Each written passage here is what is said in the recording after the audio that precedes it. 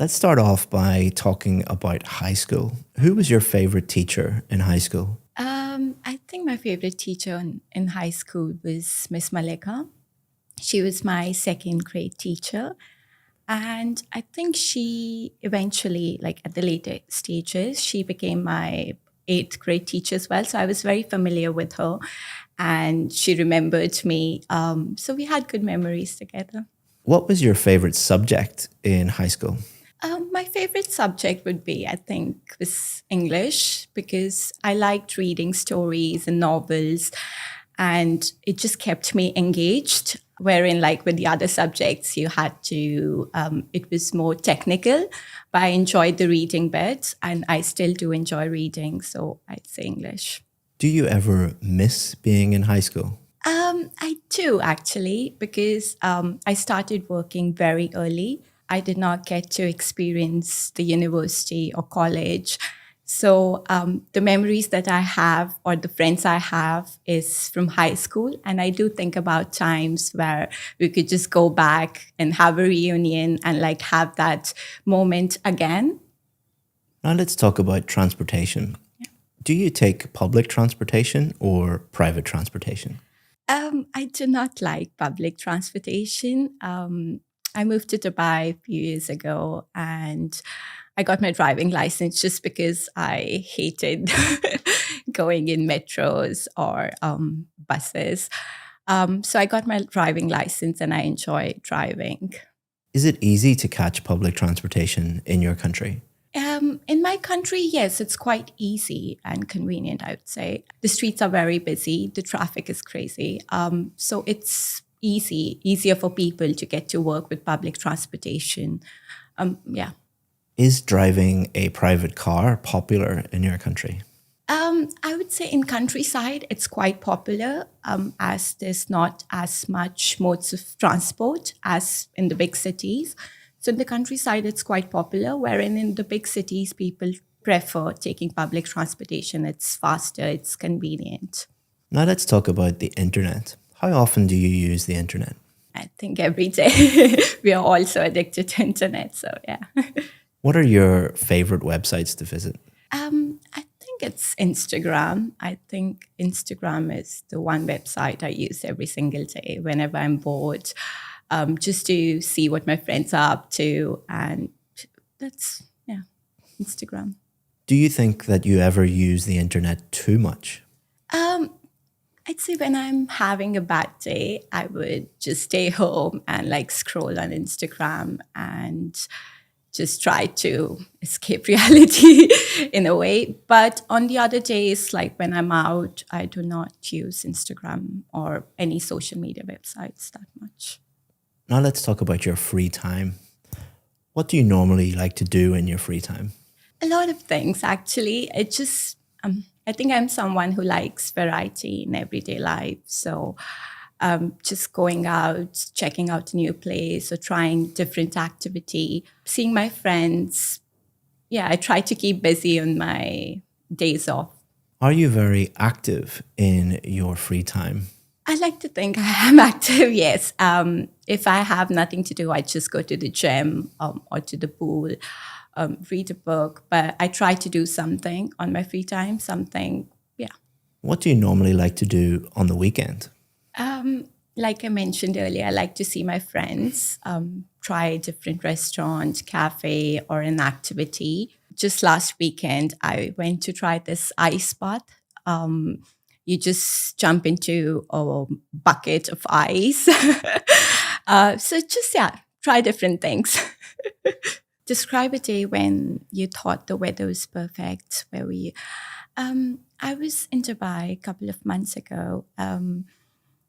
Just when the summer was about to end, there was this day when I was just standing in my balcony. It was a bit cloudy that day. And then, like, a few minutes later, I saw the lightning and the thunderstorm, and it just got darker. And then I was standing in my balcony and I saw the lightning, and I have the whole view of Dubai skyline. So I could see the Burj Khalifa, the Dubai frame. and I saw the lightning on top of, like right on top of Burj Khalifa, which was beautiful. I recorded it and I posted it on Instagram. And then I saw a lot of people were posting the same stories, but from different places. A friend of mine came over. We had a glass of wine on the balcony, and then it started to rain, like rain heavily. So thunderstorm, rain, and it's just not very common to see that in Dubai. That's why I thought the weather was perfect, because it's always hot and sunny and humid. And as soon as like the season starts to change, I think they do something called cloud seeding, where then they make it rain, apparently. So it was very beautiful to see the rain. We had a nice day, nice evening in the balcony, having a glass of wine, looking at the beautiful weather. The traffic was very crazy, by the way. The roads were flooded. And I think like we ordered some food, by the way, and it took us 2 hours to get the food, the deliveries. That's the end of the 2 minutes. Okay, And thank you. that's the end of part 2. And we're going to move on to part 3 now. So we've been talking about a perfect day, and we're going to continue to talk about the weather. What type of weather do people in your country dislike the most? To thank you for watching this video, I want to give you a free course that has helped thousands of students improve their IELTS speaking score. What it's going to do is take you through every single part of the test and give you strategies for part 1, part 2, and part 3, and also allow you to practice at home for free and get feedback. To sign up for that for free, all you have to do is just click the link in the description. Thanks very much, and let's get back to the video. I think my country, India, it's quite hot and humid, especially some parts of India. So I suppose people hate the summer because it can get really intense. But where I grew up, it's not very hot. So some parts, like especially the north, it's not very hot. Actually, like throughout the year, the temperature, I'd say, would go up to 22 degrees. But wherein like down from Delhi onwards, it gets really hot and humid. And it's just because a lot of people use public transportation, and it's not easy to use public transportation or walk around because when it's just so hot. So I suppose they would hate the hot climate more than the cold. Yeah. What jobs can be affected by different weather conditions? A lot of jobs related to transport, I feel, will be affected. Driving, I'd say taxis or buses, even the flights, pilots or cabin crew, when the weather is not right, the flights might be delayed. And then if it's raining, the taxis would not be able to drive because of the water or the floods. So I think a lot of transport related jobs, and even food for that matter, like the deliveries, all the delivery companies, they would have an impact of in a way. Now let's talk about weather forecasts. Okay. What's the best way to get accurate information about the weather? Well, I personally use Google Weather reports.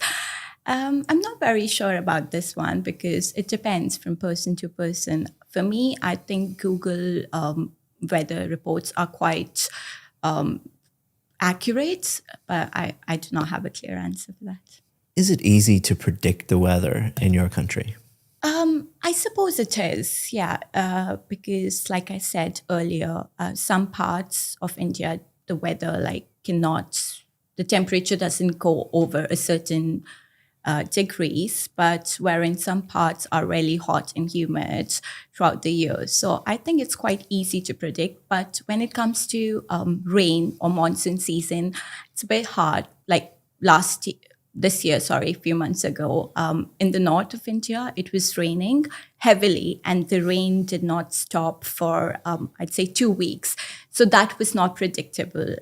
That's the end of the speaking test. Well done. Thank you. you. I'd like to give you some feedback on your performance, because I think that you're capable of getting one of the very highest bands, but there are some things that you just need to be aware of. So what I'll do is I'll divide the feedback up into part 1, part 2, and part 3, and then give you feedback on fluency, grammar, vocabulary, pronunciation, talk about the technical parts, on what band scores you would expect. To thank you for making it this far in the video, I want to give you 10% off our VIP course. The IELTS VIP course is the most successful IELTS course in the world. That is a fact because we have more band 7, 8, and 9 success stories than any other IELTS course in the entire world. We do that by simplifying the whole IELTS process, supporting you with some of the best IELTS teachers in the world, and being with you every step of the way until you get the score that you need. All you have to do is just look down in the description,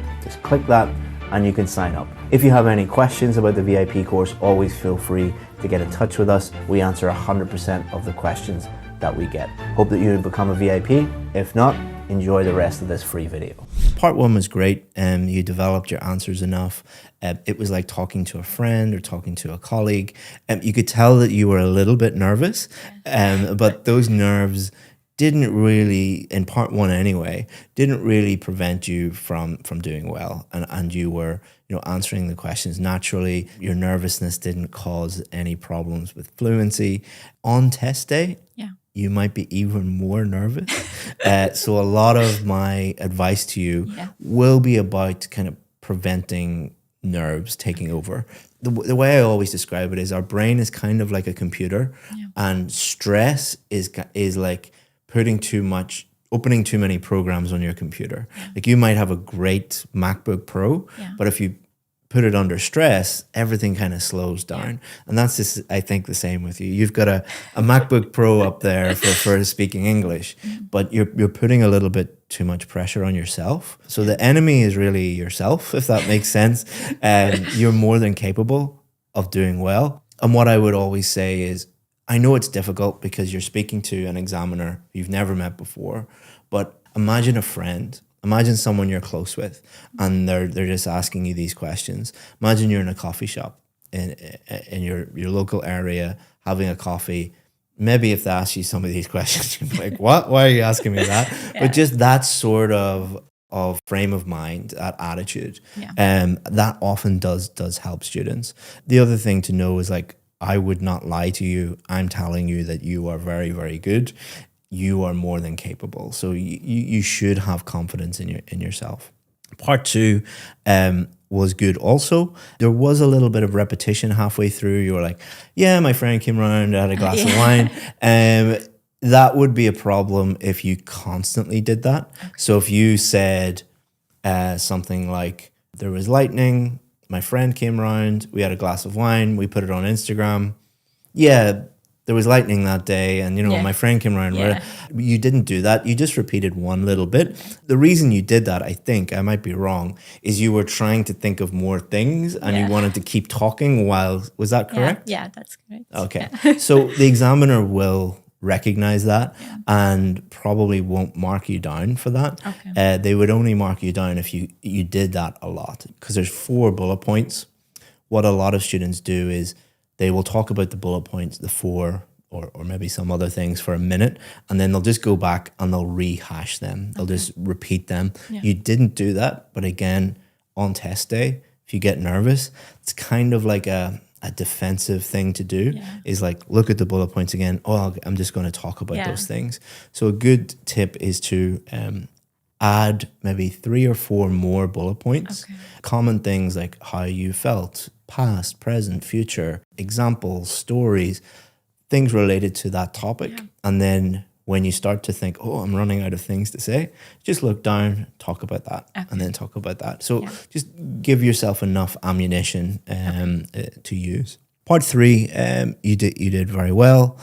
In part 3, the examiner will ask you more difficult questions. The worst thing you can do is when you get a difficult question is just, a lot of people just laugh and go, I don't know. You didn't do that.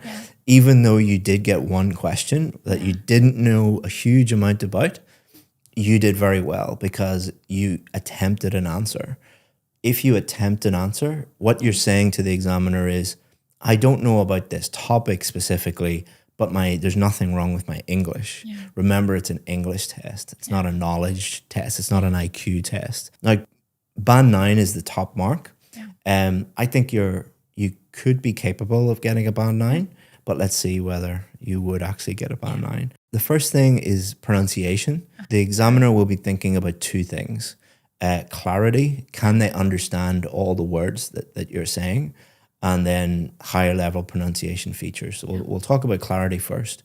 You're from India, and there's nothing wrong with having an Indian accent, a Vietnamese accent, an Irish accent. Yeah. There's nothing wrong with any of those things. But a lot of the Indian students that we work with are worried about their accent being too strong. Okay. I don't think that there's a problem with having a strong accent in any accent, but I think what they're saying is that their accent causes problems for the listener with certain words. Yeah. That is not an issue for you at all. There's not a single word that I couldn't understand. You still have your Indian accent, and that's a great thing. You should be very proud of it. Yeah. There aren't extra marks for sounding British or sounding American. I'm sure that you know lots of Indian celebrities that have an Indian accent but speak English very, very clearly. Priyanka Chopra, for example, like she speaks with an Indian accent, but you can understand every word. That's the same with you. So you're doing very, very well there. One thing about being nervous and being stressed is that people can sometimes speak kind of inside their mouth and speak at the back of their throat because it's just a subconscious thing where we don't want to be criticized. We're afraid of saying something wrong, so we kind of speak inside our own mouth. I used to do it when I was a child. My little 9-year-old boy does it all the time. It's about confidence, you know. You didn't do that, but I could see that if you were really under pressure and you were very like, let's say you had a visa deadline and you must get this and, you know, everyone's expecting you. You could go into the test and speak inside your mouth. That could affect clarity and could drop your score a little bit. It didn't happen this time. My best advice would be, imagine you're speaking to the examiner and they are sitting against that wall and pointing 10 feet away. All right. So we're about 6 feet away, double that. Okay.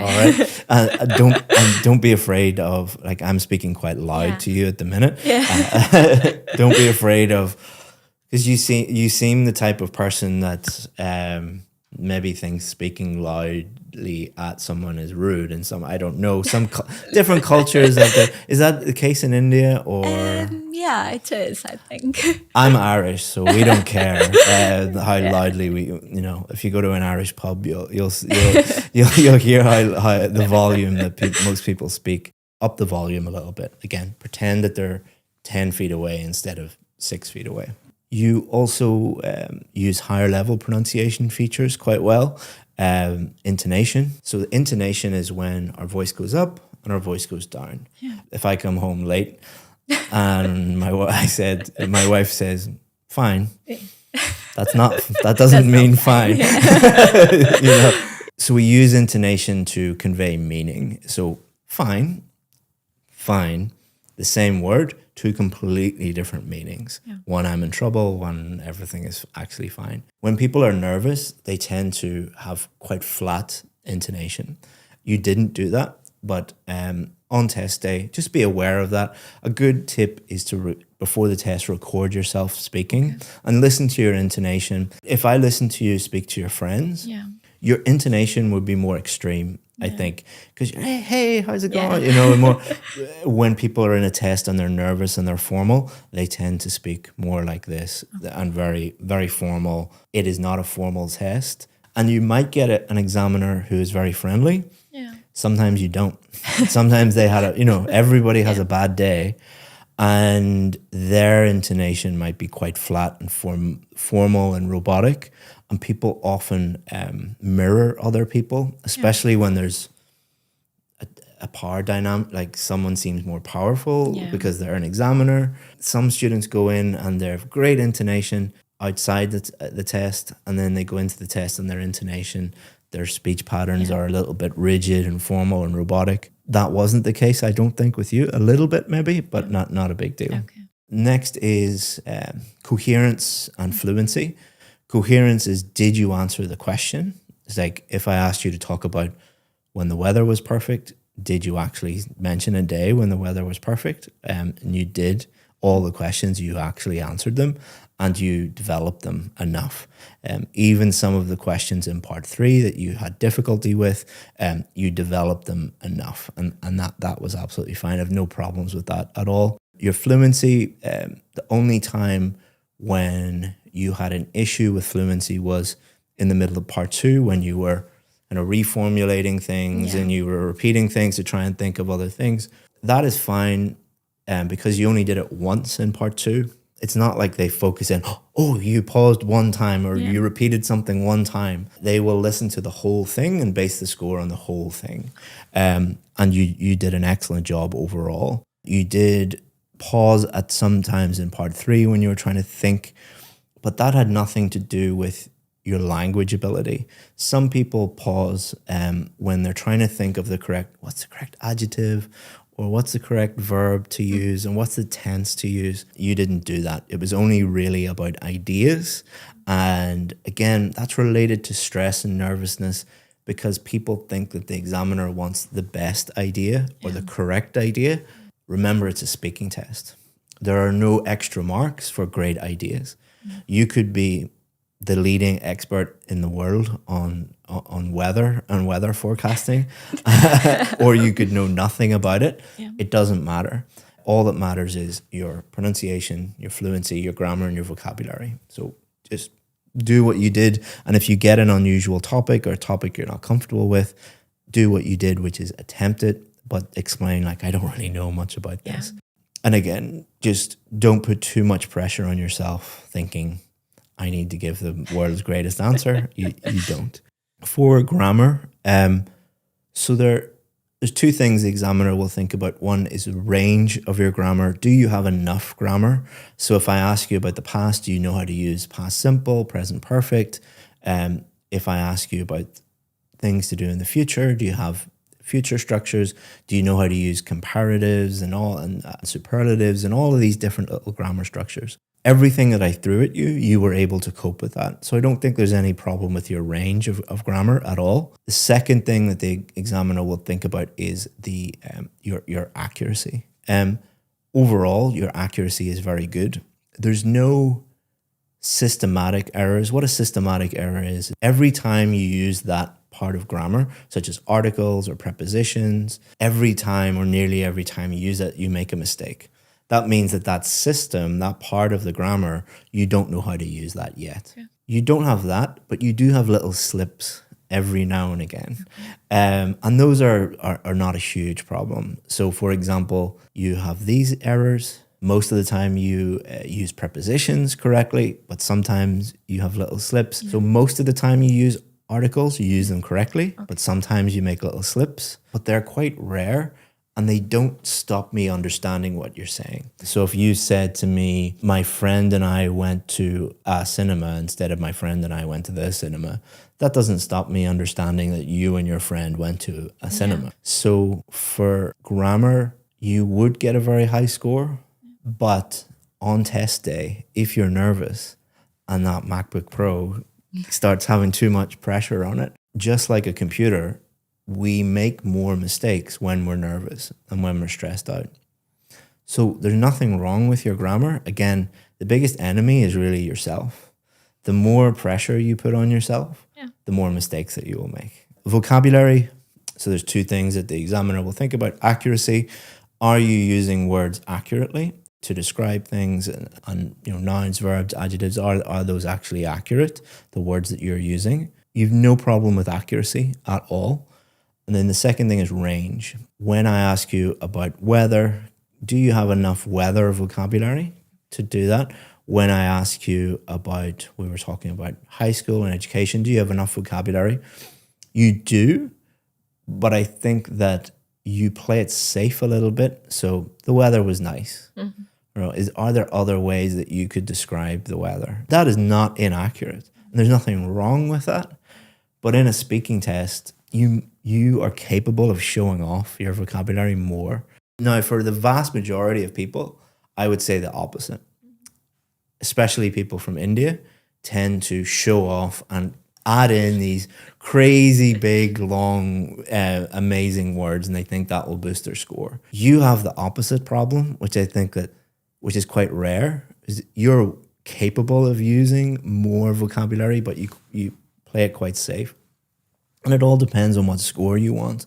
If you want the absolute top score, you don't have to every sentence be throwing in a big complicated word, but you just have to, every now and again, throw in something a little bit more advanced, and that would really, really help you. Am I correct in that you are capable of doing that? Yeah. Or you are? Yeah. Up to you what you want to do, but that would be my advice.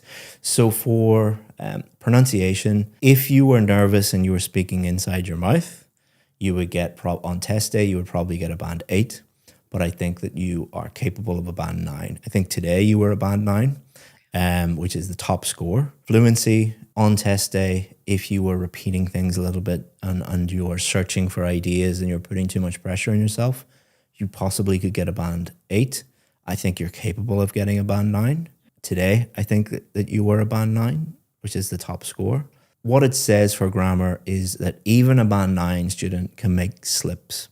I think that today you probably would get a band 9.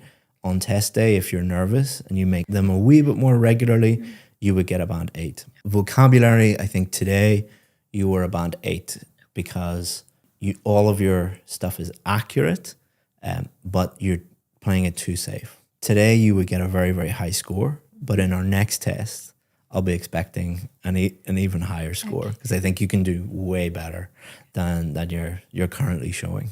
What do you think about that? Any questions or anything? No. No? Yeah. Okay.